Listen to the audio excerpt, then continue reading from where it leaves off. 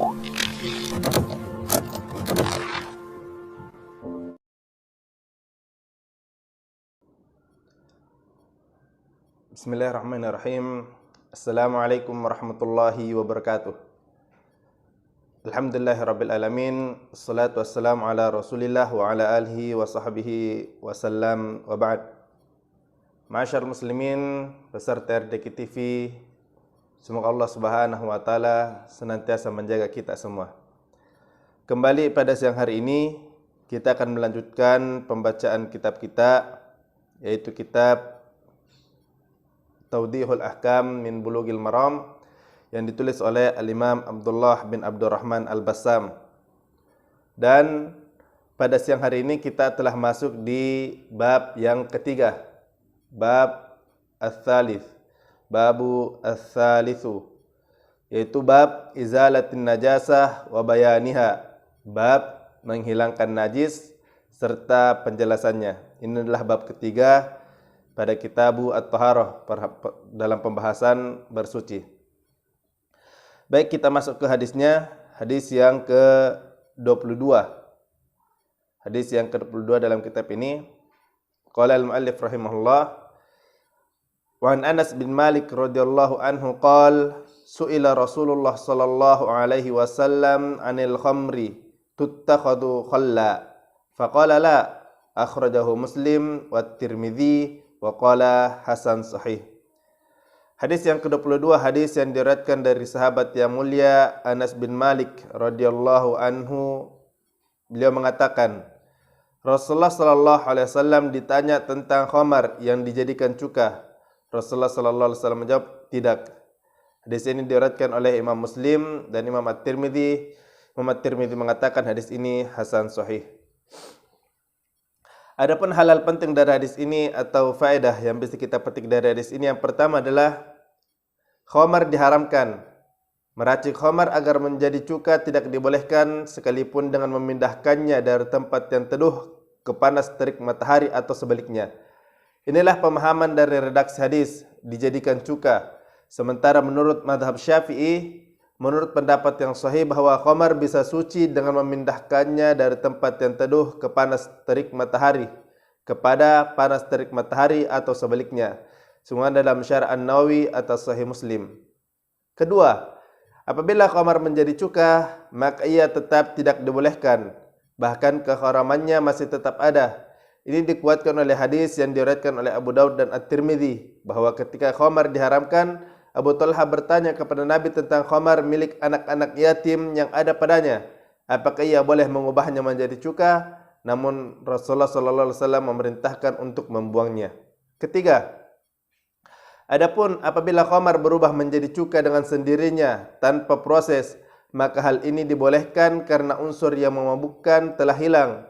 Dengan demikian ia menjadi mubah sesuai kaidah hukum menyertai illahnya, ada dan tidak adanya. Keempat, hadis ini menunjukkan najisnya khamar, dan karena firman Allah Subhanahu wa taala adalah perbuatan keji termasuk perbuatan setan. Quran surah Al-Maidah ayat ke-90. Abu Hamid menyatakan adanya ijma' ulama mengenai najisnya khamar. Ibnu Rusyd rahimahullah berkata, perbedaan pendapat mengenai hal ini merupakan suatu kejanggalan. Kelima, Imam As-Sun'ani berkata dalam Subulus Salam, yang benar bahwa hukum dasar dalam sesuatu adalah kesucian, dan hukum haram pada sesuatu tidak selalu berarti sesuatu itu najis. Daun ganja itu haram tapi suci. Setiap bahan-bahan narkotika dan racun mematikan, tidak ada dalil yang mengatakan kewajibannya. Adapun najis, maka ia mengharuskan hukum haram, karena setiap yang najis pasti haram dan tidak sebaliknya. Hal tersebut karena hukum dalam najis adalah larangan untuk menyentuhnya dalam kondisi apapun. Hukum terhadap najisnya suatu benda berarti hukum juga bagi larangannya terhadap benda tersebut berbeda dengan hukum haram. Sebab mengenai sutra dan emas haram hukumnya padahal keduanya suci secara ijma'. Apabila Anda telah mengetahui hal ini, maka pengharaman khamar yang ditunjukkan oleh nas-nas hukum ini tidak mengharuskan najisnya khamar tersebut, tetapi harus ada dalil lain. Namun apabila tidak, maka tetap pada hukum dasar yang disepakati, yaitu khamar adalah suci. Dan orang-orang yang mendakwakan sebaliknya, maka dalil ini menyangkalnya. Ungkapan Imam Al-Ghazali dan Ibnu Rushd rahimahumullah mengenai adanya ijma' terhadap najisnya khamar telah ada terdahulu, dan dalil mengenai najisnya khamar dari sunnah Nabi telah ada juga pada hadis ke-19. 6.